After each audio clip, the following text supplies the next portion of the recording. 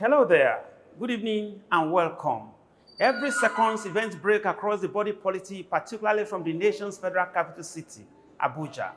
What we're trying to do on this program is to relive those events and issues which have shaped the thoughts of many in the outgoing week into your living rooms every week.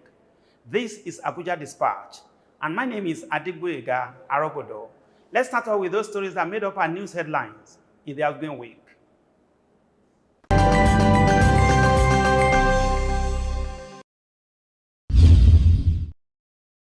President Muhammadu Buhari has again pledged support to the resolutions of the African First Ladies Peace Commission aimed at promoting peace and development in the continent. Addressing the opening ceremony of the 9th General Assembly of the AFLPM in Abuja, the president also urged African leaders and other stakeholders to support the women in realizing their core objectives of building a peaceful society.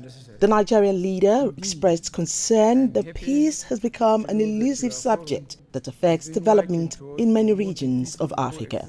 The 9th General Assembly of the AFLPM unanimously elected the First Lady of Nigeria as the new president. In her acceptance speech, Mrs. Buhari pledged to execute her new responsibility with total commitment, urging her colleagues to work in unison towards a glorious destiny for Africa.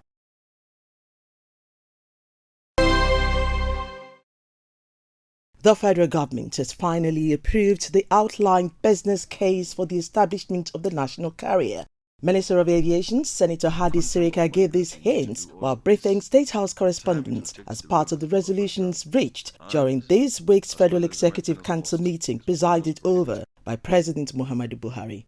On the structure of the proposed national carrier, government will own maximum of 5%. 46% will be owned by Nigerian entrepreneurs, while 49% will be held by strategic equity partners that will be sourced during the procurement phase. The national airline is expected to generate 70,000 jobs at its inception, among other benefits.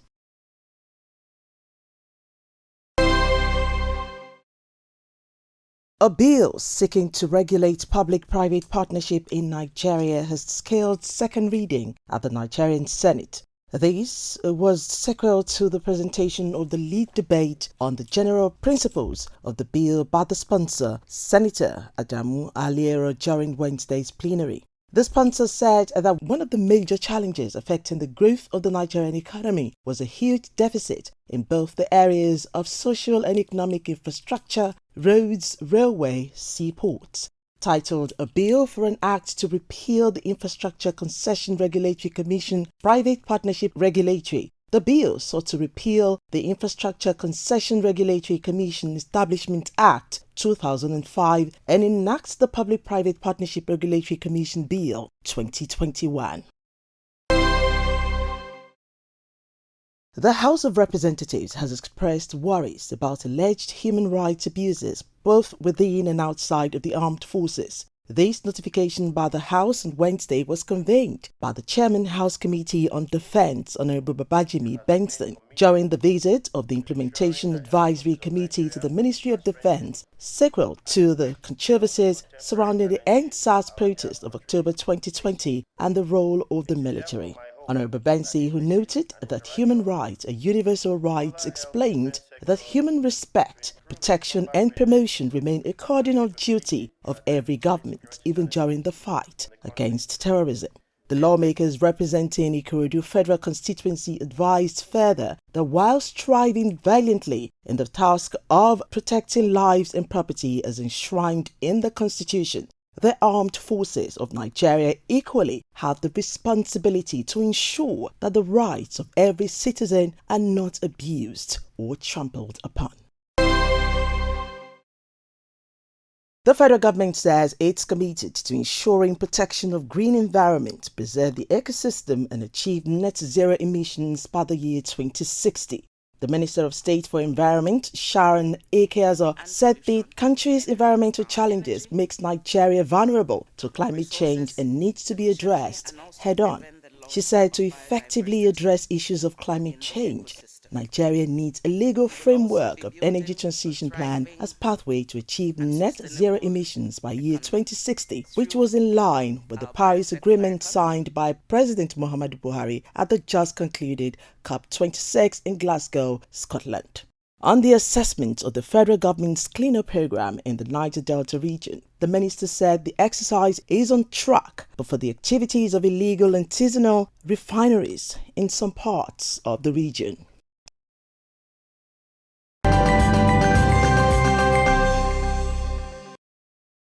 Welcome back.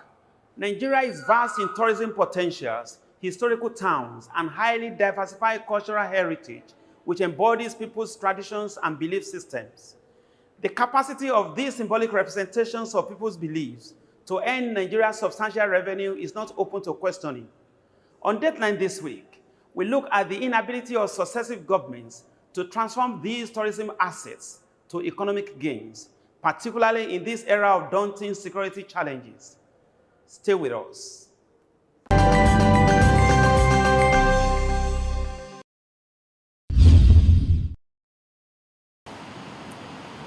Tourism is reportedly the world's largest industry, apart from the fact that tourism helps in branding cities. Tourism is also capable of generating income for the government and businesses by drawing investors and temporal tourists. The Obasanjo administration of 1999 to 2007 hit the right chord when it directed attention to the culture and tourism section among its 6 priority areas of focus to consider when diversifying the country's economy. However, what we saw was a far cry to what their projection portrayed. From that economic dispensation to the present, Nigeria, that has over-depended on crude oil for her major source of energy, foreign exchange and revenue, has considered and is still considering diversifying her economy. Tourism is local government based. There is no place in this country that does not reside in any particular local government. And if you want to have a sound tourism policy, you must start from the local government. Because you understand the various festivals and the various activities that take place in every local government. Now you scale that to state level, and then you scale that up to the national level, so that you can have a very robust tourism calendar. As the call for diversification becomes highly imperative, government at all levels in Nigeria and business investors ought to embrace cultural tourism as an alternative to the oil quagmire. In all the Igbo community is a very important backstory.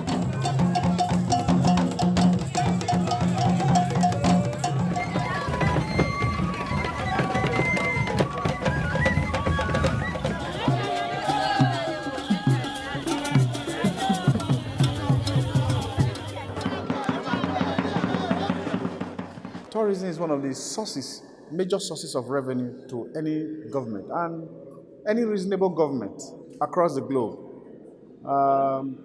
works out sustainable strategy to key into existing tourism potentials of that particular country.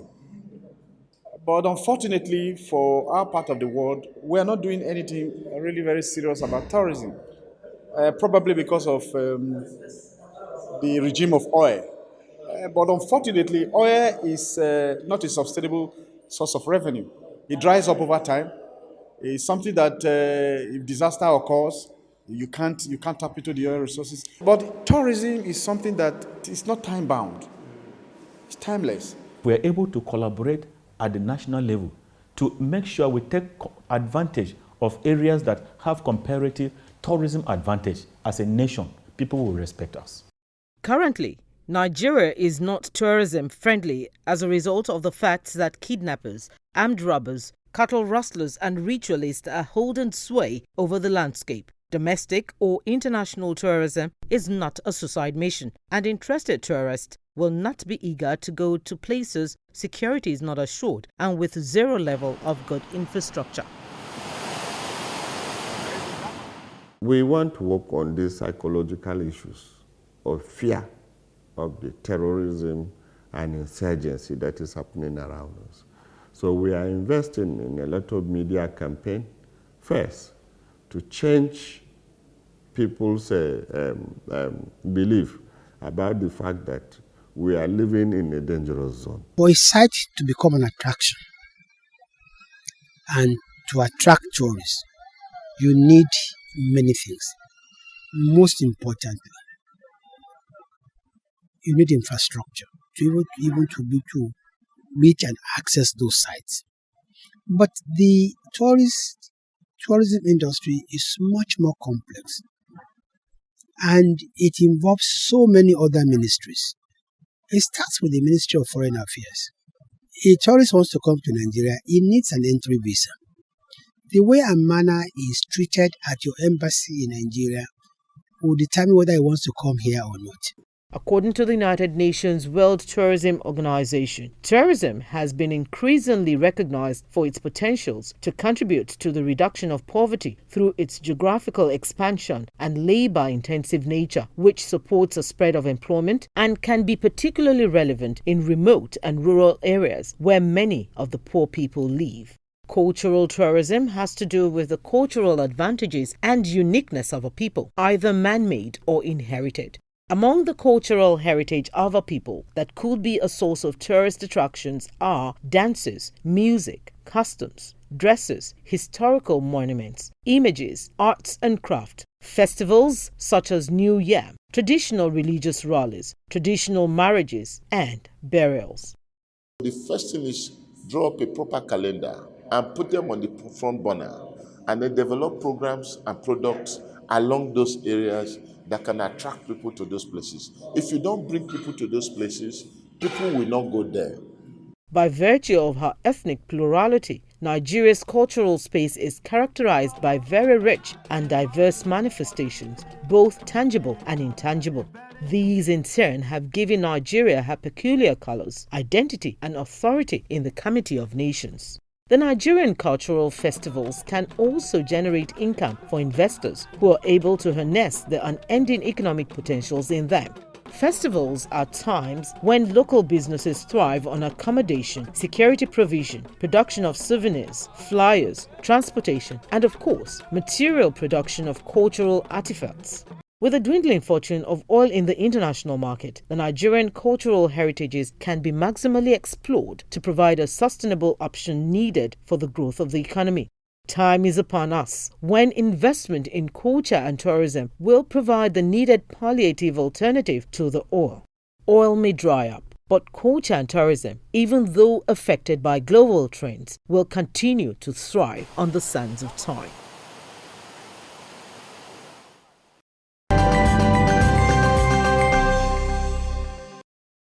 Thanks for staying with us. On Split Views this night, we take on a security expert and national commandant of the Nigerian Peace Corps, Professor Dixon Akko, as he profiles workable options towards tackling the emerging security challenges across the country. Join us.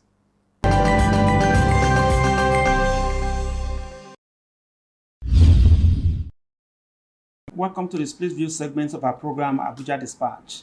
And on Split Views tonight, we have the pleasure of meeting the National Commandant, Peace Corps of Nigeria, Professor Dixon Akko. You are welcome to the program, sir. Thank you very much. It's my pleasure. Now, as a security person, let me ask you, how is it that Nigeria finds itself at this present state of insecurity? How come? If you look at the trend, you'll get to know that what we ought to do prior before now that we neglected is responsible for the security challenges we are passing through. And for a nation like Nigeria and a developing country like Nigeria, you need to be focusing into the future. As the population increases, as more youth are churned from educational institutions, graduating from tertiary and secondary school, every ideal nation plan ahead. And as you are planning, periodically you review the strategies where you are coming from, the kind of security strategies you are using. As we move on, if the security strategy remains static, definitely the consequence will be what we are passing through today. Now, even right now, some people are in some quarters are calling for a state of emergency in the security sector. Now, are you of the same opinion that the president should even call for a state of emergency so that let all hands be on deck, and face this? Well, it depends on those calling for the state of emergency. It depends on the intentions. Nigeria is a country that we have over 36 states of the federal, including a federal capital territory with multi-ethnic and multi-religious dimension. So those calling for a complete shutdown or a complete approach, adopting a state of emergency, some of them may not be doing it in good faith. I will not subscribe to that. I won't believe that it has gotten to a level. There are countries, nations of the world that have been fighting perpetually war. They've never declared state of emergency on the security of the nation. Once you declare a state of emergency in any country or in any society, that shows there's a state of anarchy, there's a state of lawlessness, like security has broken down irretrievably, and that it has completely overwhelmed the security of security agencies. But as far as I'm concerned, the issue is still manageable if the approach is gotten right. It's still manageable. When some people kept to say that security has failed in this country, and I told somebody jokingly yesterday that if security has failed completely in Nigeria, I will even have the opportunity of coming to this office. We will even have any opportunity to attend social events. So as far as I'm concerned now is that the solution is there. If genuinely we want to resolve this issue, we know, you see, let also the security agencies be very, very accommodative. I mean, one, in terms of manpower they don't have, and you can also see clearly that the security personnel themselves, they are complaining of obsolete equipment. Now, let us talk about this, the manpower. We are having meeting with a very senior citizen, and I was surprised he gave us that figure, that in Egypt alone, the numbers of security personnel in Egypt all put together is about 1.4 million plus. Then in Nigeria, if genuinely, forget about amplified secure number, whereby people want to go to election, these people will tell us that they are moving hundreds of thousands security personnel to a state. If you start finding out what is the numerical strength of that agency that is saying they are deploying over 50,000, over 80,000 personnel, they may not be so, but psychologically, they may be working on the intelligence of any will-be lawbreaker. But if of a truth, putting the figure of security in Nigeria, as I was recently made to understand, is not to 600,000. For a population of over 200 million. Now, one issue that is bothering many people is that you have some of these security challenges coming from one side of the country, basically from the northwest, northeast, and north central, as it were. Even though we have some, pockets across the country, but as it were, of what effect do you think this will be? As far as I'm concerned, I will not subscribe to the fact that it's coming essentially from one part of the country. You see, in the 80s, or towards late 80s and early 90s, this kind of challenges was in the Southwest Axis, where we have this thing, Odua People's Congress. We know the mayhem being visited on the people. But when the leaders unanimously stood against it, it was successfully, they brought it down to its barest minimum. I was in Lagos then, and I know the level of anarchy being visited on the citizenry by Odua People's Congress. Then next, it moved from there, the South Axis, issue of oil bunkering, issue of kidnapping, and then, mind you, the kidnappers, their attention there was essentially focused on the expatriates and the high-profile workers in the oil industry. Yeah. They went into that, bombing continued, so it was a high level of insecurity there in that region. Then all other sections of the country was calm, security-wise. But the former president, President Yaradua then, took the bull by the horn. I read in a paper that it got to a point that this vice president went into the shore You understand me? To go and meet with the what will I call it, the militants. And before you know, based on sustained dialogue, the whole thing, that was what led to President Yar'Adua giving them amnesty. And there was relative peace until now that the agitation now is now building up. Now, after then, we have a semblance of such security challenges in the southeast. So it's a merry-go-round things, and the ability and capability of the leaders, of the elites, political elite, and the ethnic warlord to stand up and call their youth to order will be instrumental to resolving these security challenges. When you talk about political coloration, you know there are some agitations in some quarters calling for secession and all that. I mean, in your own thinking, I mean, maybe you can tell us more. What should be the response of those people that are, you know, controlling these different groups? As far as I'm concerned, agitation for separation is not the best option. Let us borrow a leaf from Sudan.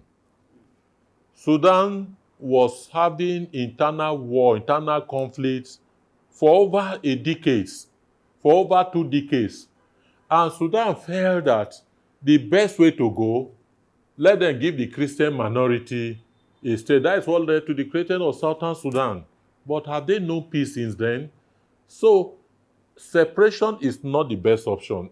If my views will be heard or my opinion will be taken, the best option is that let us all come together once again.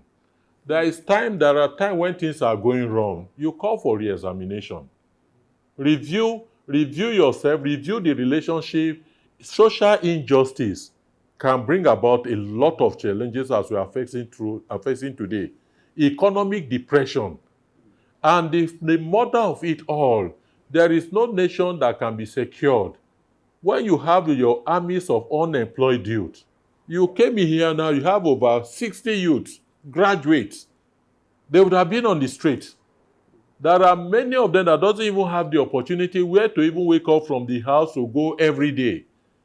There is a popular saying that an idle mind is the devil's workshop. When you have these armies of unemployed youth, graduate leaving school, I just pray that the near future is not more, the situation does not become more complex than what we are passing through today. These are part of issues that need to be addressed. And for the northern part of the country, I think last year, we are taking laudable steps, salutary steps, taken by some governors in the core north, including the governor of Kaduna, where the issue of Almajiri was being addressed and they were clearing them from the street. I think there's no decent human being, no rational person that is well educated with sound upbringing will allow him or herself to be used to perpetrate what is happening now in the north. So let us also look at the angle of illiteracy. Illiteracy, if you are illiterate, you can be easily manipulated. Can anybody come and work on my intelligence as I'm sitting down now with my level of international exposure, my level of education? So issues, they should confront it frontally, how to eradicate totally issue of Almajiri in the north. Once this is done, the tendency for people to cajole and manipulate them to carry out unwholesome act will be seriously addressed. Now we'll be talking with the National Commandant, Peace Corps of Nigeria, Professor Dixon Ako. Thank you for your time, sir. You're most welcome.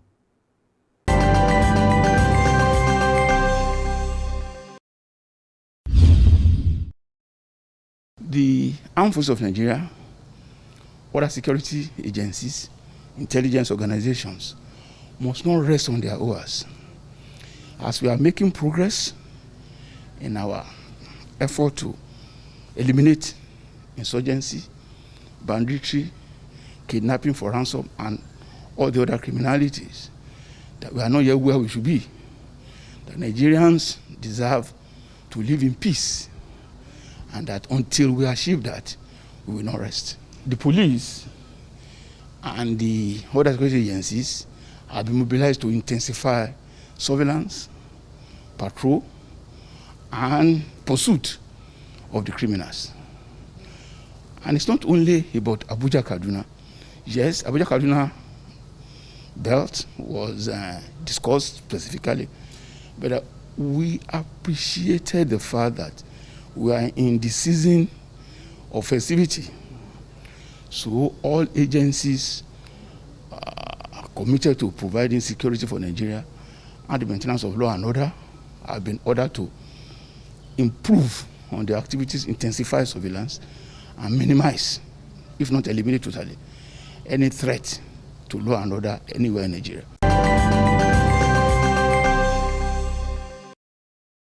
That is how far time can permit us tonight on Abuja Dispatch. For further information, comments, and suggestions, you can reach us out on any of our various social media platforms.